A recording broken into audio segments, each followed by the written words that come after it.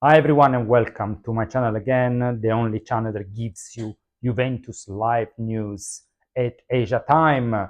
Before we start, we have a lot of content today. Before we start, please subscribe, like, comment and share. It doesn't cost you anything, it means a lot to us. We are trying to reach 500 followers in less than 3 months.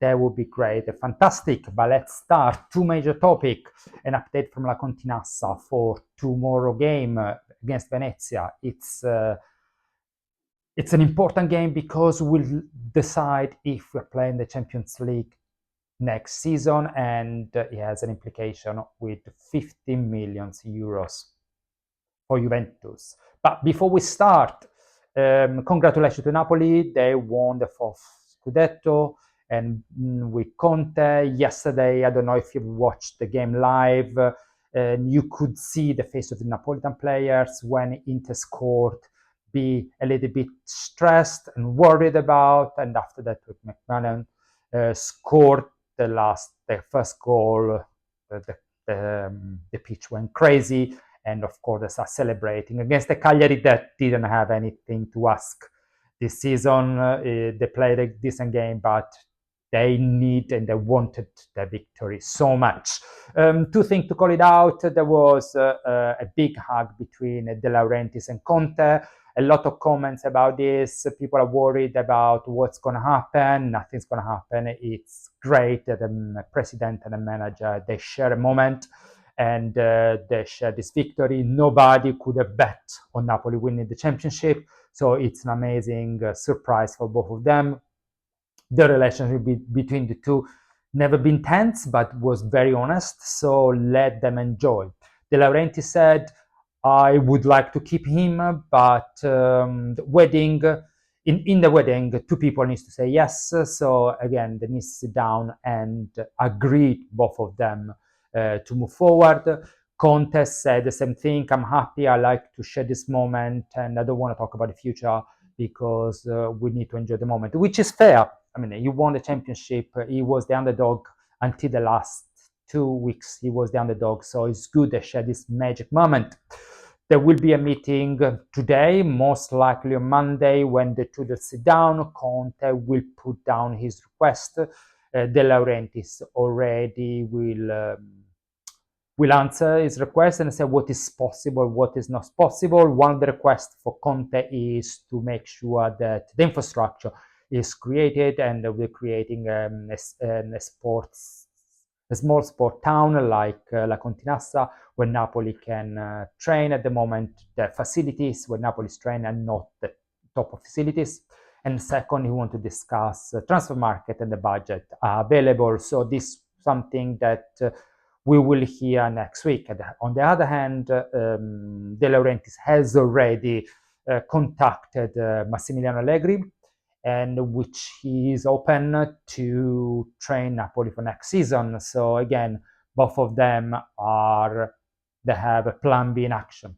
Regarding Conte, he will hear De Laurentiis, and after that he will make the decision. Apparently, there's been, like I said in my previous video, there's been a contact with Juventus. There's a proposal and of 6.5 million with as a base, and the rest as bonuses to reach the 11 millions that Conte wants for him. Conte is keen to move to Juventus, but of course doesn't want to leave Napoli until he hears De Laurentiis. Okay, on Conte, we need to do a consideration. I was listening a few journalists in Italy, and one of them made this point. Conte is very good in two things. First, in taking a group that's completely destroyed and built from the ground up. They squeeze as much as they can.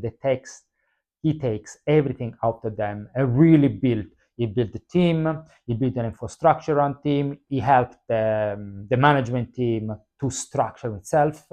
And when he leaves, he doesn't destroy anything. So he leaves something that's already there. So the next manager can manage and build on top of what has been done. So if from a management perspective, is someone who really can create something from scratch. But there is a limitation, and I don't know how much Conte knows about it, or how he talks about motivation, etc.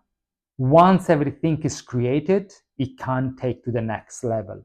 And if you look the history, Conte history, you can see in Chelsea, in Inter Milan, even in Juventus itself. Once everything is up and running, the situation is stable, the management is there, the players are there, the team knows how to play, it really can move to the next level. It's not a limitation, it's what he does. There are managers that love getting the hands dirty and get into a team with a massive problems and fix them and make sure they are solid to run. And there are managers like Allegri, for example, that love coming in a situation that's stable and take the team to the next level.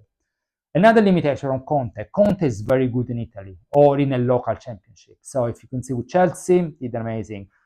Juventus, Inter, and Napoli as well.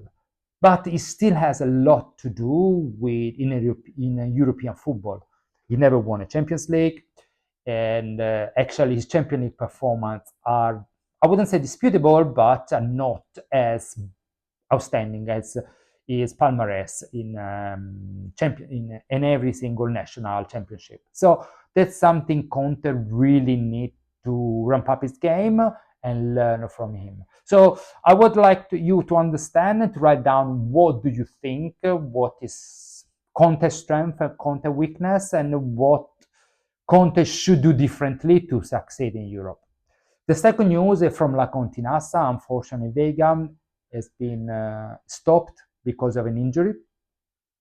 And this one, I was listening to Camillo and De Michelis, and again, it's another injury. So there are question marks again against maybe the pitch, the training ground, etc., because we had so many injuries this year, even more than last year. So this is something, really something we need to change. And maybe the physical preparation was wrong, but Vega didn't do much physical preparation with us and arrived later on. The second thing is McKennie. McKennie, the good news actually, and I want to finish with the good news. McKennie is ready. It was just a concussion to his leg. He's happy to play. He had one training session with the team, so most likely will be available. If he will be playing as a starting 11 or not, that's something we really need to check and figure it out. Thank you so much for this quick update. Tomorrow is the game. Any news, I will do a short or another quick video. Please subscribe to my channel. We're trying to reach the 500 followers. It's a great gratification for us. They are working tireless to bring you news in English. Please share with your friend. Divulgate this channel. Is a nice project. We are working on a podcast that will launch hopefully before the Champions League final with a French guest.